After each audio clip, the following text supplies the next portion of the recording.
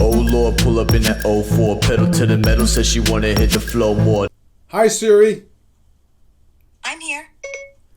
Hey, how far away are the Atlanta Falcons from reaching the NFC Championship Game?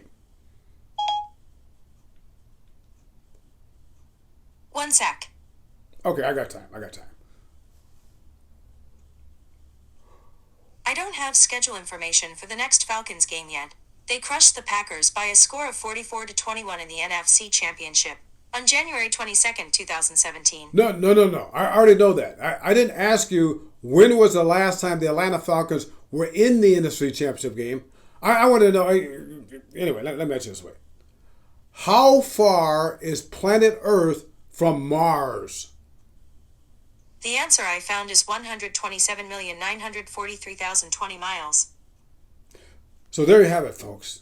That's how far away the Atlanta Falcons are from reaching the NFC Championship Game. Times about 4 or 5. All right, we're going to talk about that. All right, first, subscribe to Atlanta Sports Unlimited right here for the greatest coverage of Atlanta sports teams anywhere. Also, we are sponsored by Prize Picks. Great fantasy game. Mix and match different sports. You know, you got the NFL, you got college basketball, the NBA. You know, over and under you can go. All right, just put in that promotional code of ASU as in Atlanta Sports Unlimited. ASU Prize Picks. Do it now.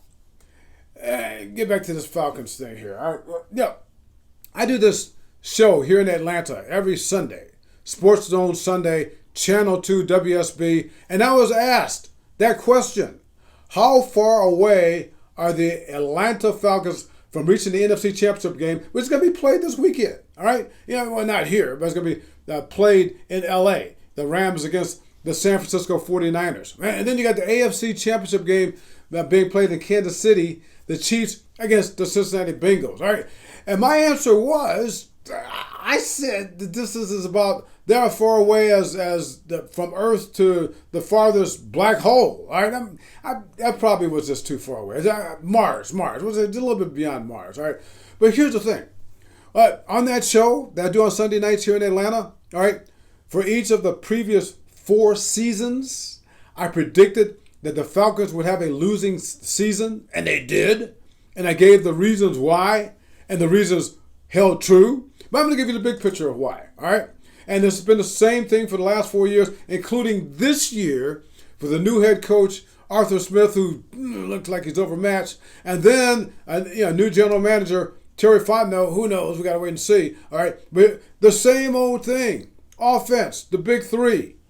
No offensive line, no running game, and shaky play calling. All right. The defense, the big 2.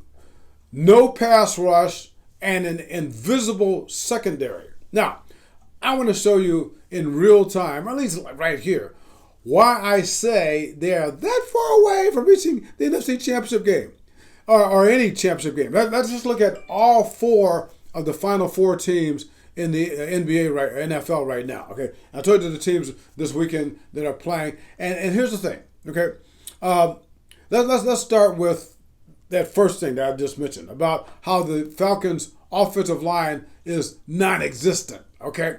Look, Matt Ryan, quarterback, was hit more times than any quarterback in the National Football League this past regular season, 180 times.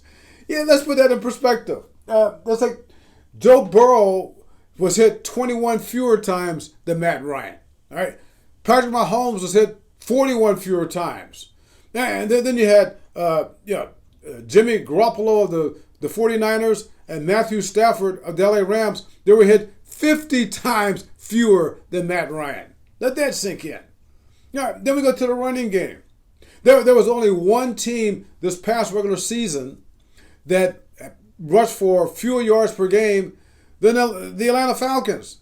And that one team that they were better than, and the only one team that were better than in the National Football League, it was not named Cincinnati, Kansas City, LA, or San Francisco.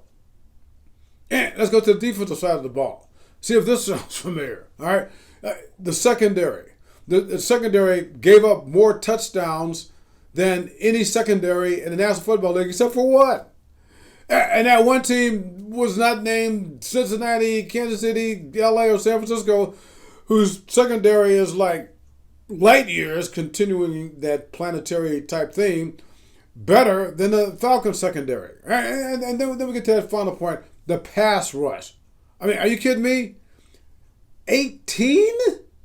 That's how many sacks the Falcons had this year. Fewer sacks, see, follow this theme here. Fewer sacks than any team in the National Football League.